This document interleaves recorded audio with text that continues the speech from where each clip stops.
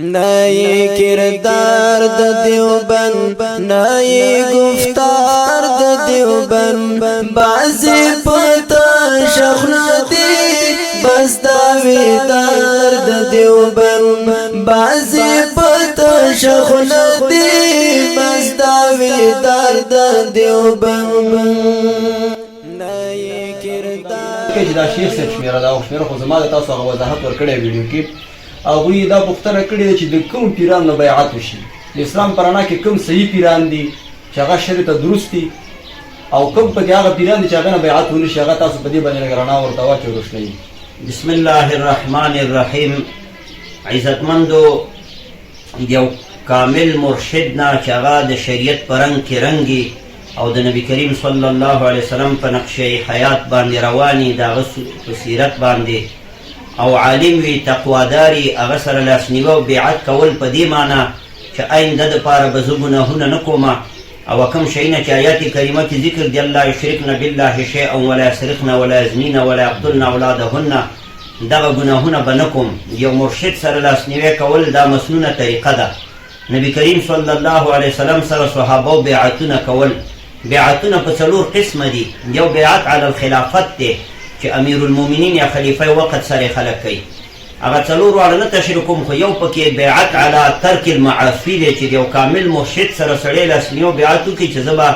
ګناهونه نه کوم او د ده په لاس باندې الله رب العزت ته سړی توبه وباسي چې آینده دپاره به زه ګناهونه نه کوم او د ده سره یو لوز قول وکړي. نبی علیه الصلاة والسلام مبارک ته الله رب العزت فرمایي یا ایها النبی اذا جاءک المؤمنات یبایعنک. نو د زنانو په رابطې ورته ویلي دي. نو نارینه هم کولی شي چې د نبی علیه السلام صحیح وارث هغه صحیح کړي او دی ورسره کښېني او د هغه په لاس توبه وباسي او اذکار او وظایف ته نیوالي. خو د پیرې طریقت دپاره علما او شرایط وضع کړي. اول شرط پکې دا دی چې دی به عالم وي په قرآن او حدیث او فقه او مروجه اسلامي دیني علومو باندې به عالم وي، جاهل به نه وي. عبدالقدوس جان اخندزاده صاحب رحمه الله عالم تېر شوی د کابل هغه ویل د یو پیرې طریقت په څنګ کې ناست وم نو ما یو مسله وکړه ما ورته وایي چې دا چا لیکلې وی ما ورته دا برهان الدین مرغناني صاحب وایي هغه ویل چې برهان الدین څوک دی وایي عجیبه پیران دي صاحب د هدایه هم نه پېژني. نو داسې پیر چې هغه نه فقه پېژني نه حدیث پېژني نه قرآن پېژني هېڅ نه نی خبر دا پیر نه دی.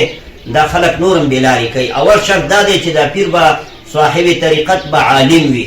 دویم شرط دا دی چې دا به د رسول الله په رنګ کې رنګي د صحابه کرامو په نقش قدم به برابري. ځکه عبدالله ابن مسعود رضی الله عنه فرمایي ومن کان مستنا فلیستن بمن قد مات.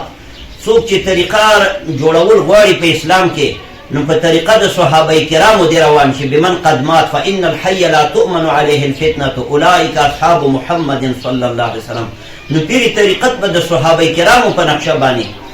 ځنې داسې پیران موږ په دې فیسبوکونو باندې ګورو چې شریعت نه خلافي طریقه او لباس او وضع او قطع د انګریزانو په شکل باندې د شریعت نه چورلټ خلافي وایي دا باچا صاحب دی دا پیر صاحب دی دا فلانی دی دا دجل دی او فریب دی. د ده خو ظاهري وضع او قطع د شریعت نه خلاف ده د باطن د چا څنګه تزکیه کړي. یا زنانه ورسره کښېني یا ښځو له بیعتونه ورکوي یا نامحرمه زنانه ورسره کښېني ځوان پیرې ناستې او پیسې پرې ورئ وغیره. دا ټول د شریعت نه خلاف کارونه دي. ما یو پیر صاحب ونی چوکۍ کې ناست دی د هغه ظاهري بڼه بالکل د شریعت نه خلاف ده او کوم چې مریدان یې د هغو پټکي واړي شرع له برابر دي او پیر شریعت نه خلاف دی حتی سګرټ هم لاس کې نیولی. دا پیر نه دی دا خلک بېلارې کوي د خلکو عقاید خرابوي اعمال فاسدوي. دا دنیا پرست سړی دی او دنیا د راټولولو دپاره یو چل جوړ کړی. پیرې طریقت به دې سړی چې هغه به زاهدي هغه به عابدي هغه به متوضعي هغه به تقواداري الله نه به یریږي هغه به عالم وي د هغه فکر د آخرت به او لکه مولانا زکریا صاحب نور الله مرقده.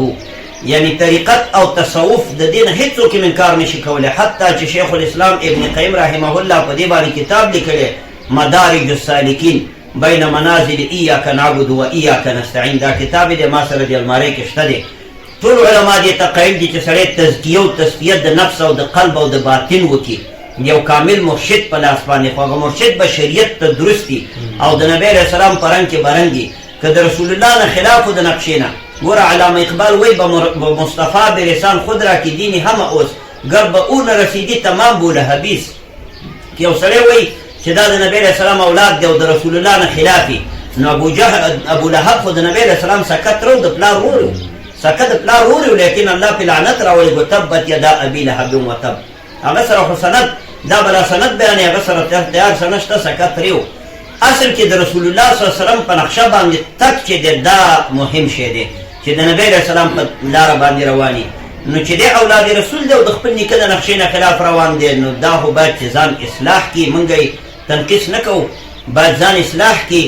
او بیا موږ ته محترم دی خو اول به د ځان اصلاح کړي بیا به د نورو اصلاح کړي چې خپله سړی نه اصلاح د نورو به څه اصلاح وکړي نو داسې پیران صاحبان چې هغه د شریعت نه خلاف حرکات کوي ټوپونه وغیره یا په جومات کې داسې اقدام کوي چې هغه د شرع نه خلاف یې صحابه کرامو نه یې کړی نبي صلی الله علیه وسلم نه یې کړی اصلاف و تابعین و مفسرین ورته قایله یو دی کوي دا پیرې طریقت نه دی دې نه اجتناب پکار دی او ځان ساتل ته نه پکار یا پردی نامحرمه زنانه ورسره وي چې تعویضونه کوم بعضې خلک تعویضونه کوي د ښځو منځ کې ناستې دا هم د شریعت نه خلاف کار دی عایشه صدیقه رضی الله عنها فرمایي چې نبي کریم صلی الله علیه وسلم د یوې ښځې لاس په بیعت کې نه دی ماسه کړی بس یا به یې څادر پیس کې ونیولې یا بله طریقه وه نو د پردو زنانو سره لاس ورکول د پردو زنانو سره کېناستل او هغوی سره آزاده فضا کې خبرې کول دا ټولې د شریعت نه خلاف کارونه دي چې د پیرۍ او د مرشدۍ سره خلاف دي داسې خلکو نه اجتناب پکار دی الله دې موږ او تاسو ته هدایت